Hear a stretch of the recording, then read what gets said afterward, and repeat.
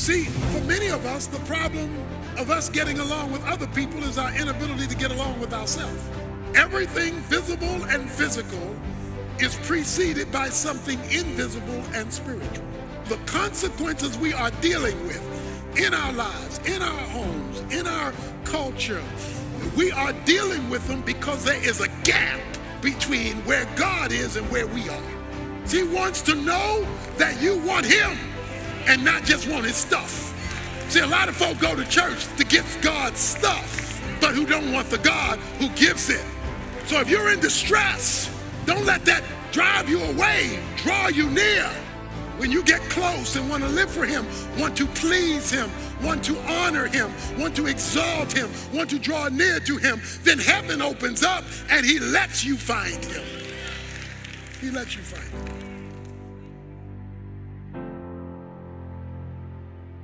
Kingdom authority may be defined as the divinely delegated right and responsibility for believers to act on God's behalf in spiritually ruling over his creation under the lordship of Jesus Christ. Kingdom authority is the divinely delegated right and responsibility that has been bequeathed to believers to act on God's behalf to rule over his creation under the lordship of Jesus Christ. With God's kingdom comes authority. One of the ways that authority is grasped, connected with, and utilized is in kingdom prayer. Kingdom prayer is divinely authorized access for heaven to invade earth, for heavenly intervention into historical circumstances. And one of the expressions that talks about authority is binding and loosing. Now, if you've grown up in church, you've heard people talk about binding this and binding that. And what they're talking about is exercising authority. And that is precisely what the phrase means. But I want to take you deeper into the meaning of the phrase, the utilization and understanding of how to apply the phrase so that you and I get the benefit of the phrase and start binding and loosing like we're supposed to. The word binding and loosing is not a magic formula for you to get God to do what you want. Yet it is a powerful formula because of what's stated. Because verse 18 says, whatever you bind. And it goes on to say, and whatever you loose. First of all, whatever. This scope of this statement is staggering. In other words, he doesn't give an exception. He says, whatever you bind, whatever you loose. It says heaven is going to back it up, or to put it in contemporary words, God says, I got you. I got you. Please notice something in the phrase. You are the one doing the binding, not God. You are the one doing the loosing, not God. Whatever you bind and whatever you loose will have been done in heaven. So God will back up legitimate binding and legitimate loosing. To bind means to restrict. To bind means to lock. To bind means to restrain. To bind means to tie down. To bind means to hold something so that it cannot do what it wants to do. You are limiting its ability to function because you've tied it up. You've bound it. You've wrapped it up. You've put a knot on it. You've held it back. Conversely, loosing is to unlock or to release. It is to permit. It is to free something up. The first thing that leads up to his statement in chapter 16 about binding and loosing is the statement is specifically given to and given about the church. I will build my church. He comes with binding and loosing after that statement. Why? Because binding and loosing is a specific authority given to the church. It's very important. Binding and loosing, the exercise of authority, is specifically given to the church. I will build my church. Now, the reason why that's important is you need to remember something about the church that we often lose sight of, and some don't even know. Why you come to church for preaching and for singing and for fellowship, and all of those are very important things, there is another purpose of the church that's absolutely critical, and that is legislating from the spiritual realm. The job of the church is to legislate from up there to down here, to bring heaven into history. That is the job of the church. It is to spiritually legislate, not just sing, not just preach, but to bring the authority from eternity in history. So it is, the church represents another realm, although it's located on earth. It represents heaven, but it's located in history. And it has been given homeland authority to operate in history from eternity. Now, the reason I'm pointing this out is many Christians don't understand this. If you are disconnected from the church, you are disconnected from its legal authority in the spiritual realm. He says, and the gates of hell shall not overpower it. He says, so powerful is the church I'm building that hell can't stop it. He didn't say shall not overpower me, he said shall not overpower it, because he's referring to the church that is legislating from heaven. So when you see hell defeating the church, it's because we're not building Jesus' church, we're building our church using Jesus' name. He says the church that I am building that legislates from history, Greek word ekklesia, church, was a legal term for legislation, legislating in the spiritual to bring it into history.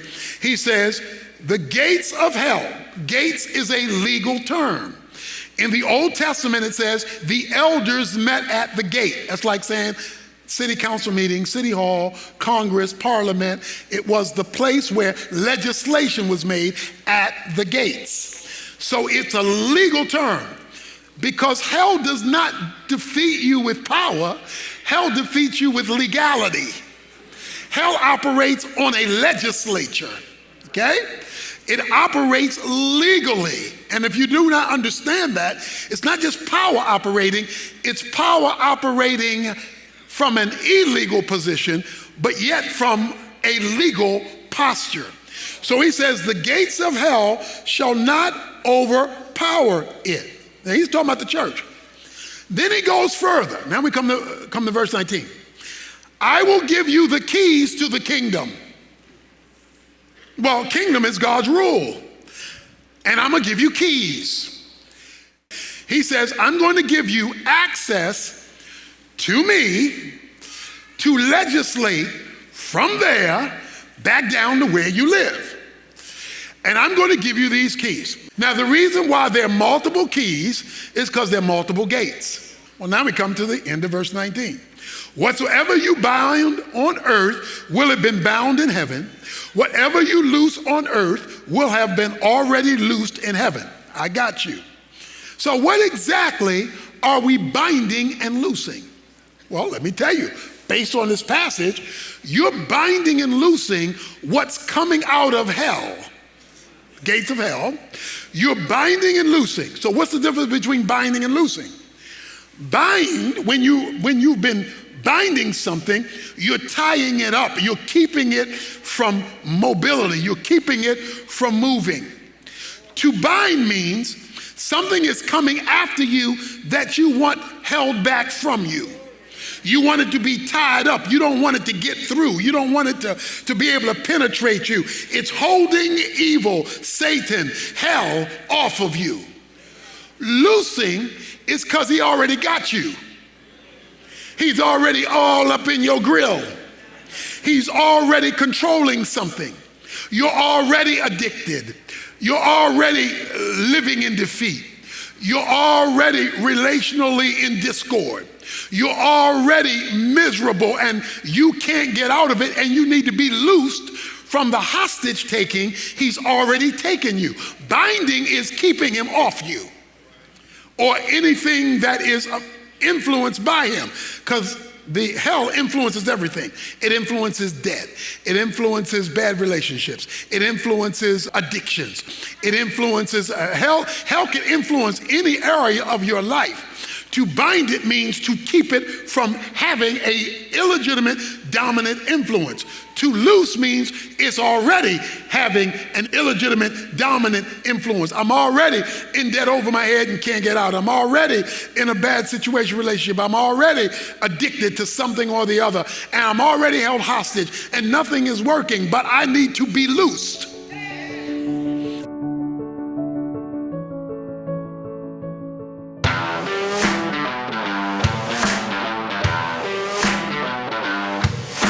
I studied the Bible in college for 4 years.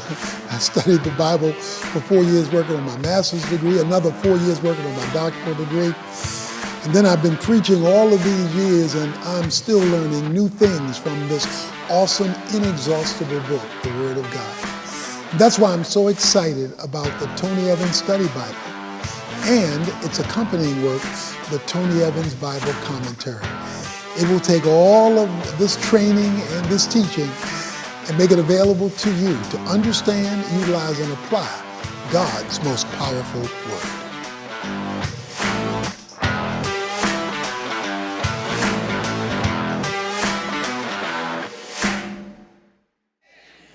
I need to be set free from it. He says to bind, to keep it off you because it's coming at you, or to loose because it's already got you and you want to get rid of it. He says you must do it. Whatever you bind, I got you. Whatever you loose, I got you. Heaven will back you up. Well, if the problem is the gates of hell, he says you must use the keys of heaven, and you must do it in concert with the church, because that's the entity that owns the keys. So you don't have a private key ring. You don't have your own keys. The church has the keys. You have to use those keys for your situation. So now that we have that framework, let's go back to chapter 18. He starts off again in verse 18, and he begins this process by talking about binding and loosing. But now he goes further, and he's going to explain how to get this thing working for you. So I'm assuming somebody in here needs to bind something or loose something. Again, I say to you, verse 19, if two of you agree on earth about anything that they ask, it shall be done for them by my Father who is in heaven. Oh. Now we get down to 2 or 3. Interesting. 2 or 3 witnesses is not a novel concept. It's all through the Bible. American civil government, to a large degree, borrowed from the Bible, and one of the things they borrowed was the principle of witnesses. In Deuteronomy 19, verse 15, it says, you cannot accuse somebody by the witness of one person. There must be 2 or 3 witnesses. Deuteronomy chapter 17, verse 6, You cannot bring an accusation or judgment by one person. There must be 2 or 3 witnesses. So 2 or 3 witnesses was used of confirming something legally, because it's used of trying civil cases. Jesus takes the principle of legality, 2 and 3 witnesses, and applies it now to binding and loosing. Why? Because we are seeking to do in the spiritual realm what the political realm was seeking to do in civil judgments. To do that, he says you need 2 or 3 witnesses. Now, this is not just 2 or 3 people out of nowhere, because in verse 17 he says, tell it to the church. If he refuses to listen to the church, let him be to you as a Gentile and a tax collector. So he hasn't left the church. He's still talking about the church, because that is the authorized legal entity from heaven to history. So let me explain something. When you connect with people, even if they're Christians, who are not connected to the embassy, they can't help you with binding and loosing. Because binding and loosing has only been delegated to the church, not just to you out here just binding stuff and I bind the devil and no. If you are disconnected from the embassy, that's why people don't just need to go to church for preaching. People don't need to go to church just for singing. He says 2 or 3 gathered. Okay? The word gathered is used of the church in Hebrews chapter 10, verse 25. Don't forsake the gathering. It's talking about the church. He says when they are connected, and 2 or 3, now we got legal validity, because that's how the word 2 or 3 is used in Scripture. We've got legal authorization. So let's see how you can begin to bind and loose. Keep the devil off of you in whatever category he's on you, or get him off of you if he's already locked you down, and loose him and get him off of your back. No longer is he controlling whatever area of your life that he happens to be controlling right now. He says, if you come together, 2 or 3, that's a legal gathering because it's connected to the church. Anything, somebody say anything. That's like whatever, okay? Verse 18 says whatever, verse 19 says anything. Anything that they may ask. Oh, we just introduced prayer, ask. So now you are asking. You're asking heaven to intervene on your behalf in history for the binding and loosing as defined in chapter 16, which is the gates of hell. He says, ask anything that they may ask. Please notice something. The 2 must agree. Forget spiritual authority where there is disunity. So he says it must be by agreement. That is, you've got to be in the same, you're different people, but you've got to be on the same spiritual page. Okay? So he says that. And then he makes a staggering promise. It shall be done for them by my Father who is in heaven. So you must bind, you must bring God's perspective, the keys, you must talk to God, the prayer, you must be in agreement with God, and then you must be linked to the legal entity, the local church. And he says, and you've done it in my name. In my name. He said the Father's going to do it, but you got to do it in my name. Now, Matthew 28:18 says, Jesus says, all authority is given to me in heaven and on earth. Translation, I'm in charge now. I'm in charge up there in heaven, and I'm in charge down here on earth, and I'm the link between the two. So in order to get it from heaven down here to earth, Jesus is saying, you got to come through me. There's one mediator between God and man, and the Bible says that is the man, Christ Jesus. He will only give his authority when you're operating on his authority based on his keys, connected with his institution, done by agreement. And he says that you must do it in my name, but he says something else. And there am I in the midst. Whoa. See, a lot of us pray in Jesus' name while he is on the periphery. He cannot be on the periphery. He must be he must be the centerpiece of the decision.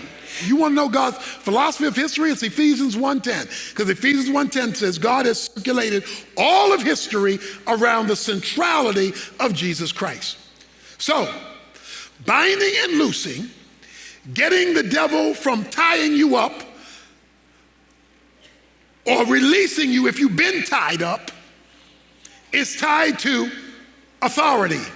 Authority is tied to Christ. Christ is tied to his church. Binding and loosing is tied to that connectivity by agreement. And then there is the provision of divine authority where the Father responds when we do it in his name. See, a lot of us use Jesus' name and we'll even quote Jesus' word, but without authorization, because we're not subjected to Jesus' will or subjected to Jesus' authority or subjected to Jesus' okay. And so it becomes an unauthorized use. And when it is an unauthorized use, you can't bind and loose, which means you can't have authority. Okay? But you must do the binding and loosing. God's not going to do it for you. He's going to say, I got you when you're operating as he said. So the question now is, why the 2 or 3 in this context? Let me use a biblical illustration to try to make sense of this. In Exodus chapter 17, beginning around verse 8, Israel is in a battle. They're in a war. They're fighting.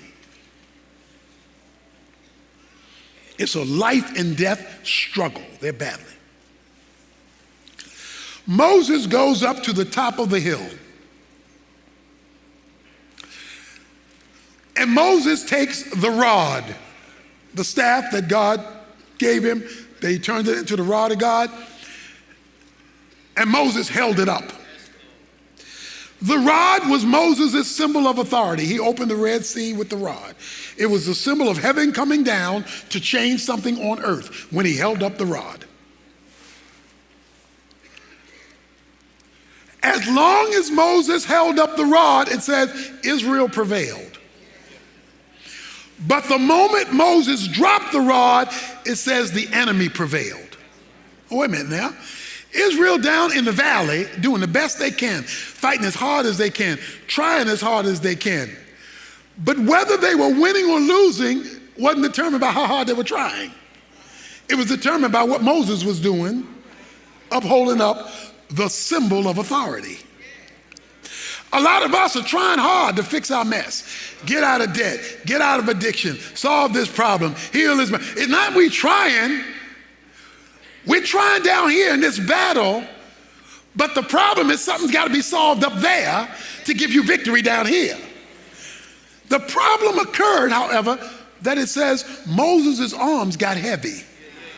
In other words, he got tired. Let me put it another way. He got sick and tired. He got tired. His arms got heavy, and his arms started to droop. And when his arms started to droop, it says the enemy began to prevail because the symbol of authority had been lost. So Moses got 2 other men to come and to hold up his arms because he was tired. And he was going to droop and quit and give up. But the 2 men held up his arms. They became 2 witnesses. And when they held up his arms, it says, and Israel prevailed over their enemies. Let me put it another way. What was happening on the ground would not ultimately be determined by what they were doing on the ground. Now, they still had to fight on the ground, but the power and the authority for the victory of the fight was not on the ground where they were fighting. The authority and victory and power would come from what was happening in the invisible realm that would determine whether they won or lost in the visible realm. If you're fighting for your marriage, if you're fighting for successful singlehood, if you're fighting for the debt, if you're fighting for the addiction, or whatever the situation happens to be, yes, Yes, you have a responsibility to do what you ought to do, but that's not where the authority lies. Whatever you bind, whatever you loose, it says, I will have already done it in heaven. So the answer is up there. So to put it another way, if you ignore the spiritual, if you ignore the keys, if you ignore the connection with the church, if you ignore the agreement, if you ignore those things, you will not get help from heaven while you're battling the warfare on earth. You will only get victory on earth because you have engaged the authority of heaven God's way. And when you and I do that, now we'll see some binding and loosing.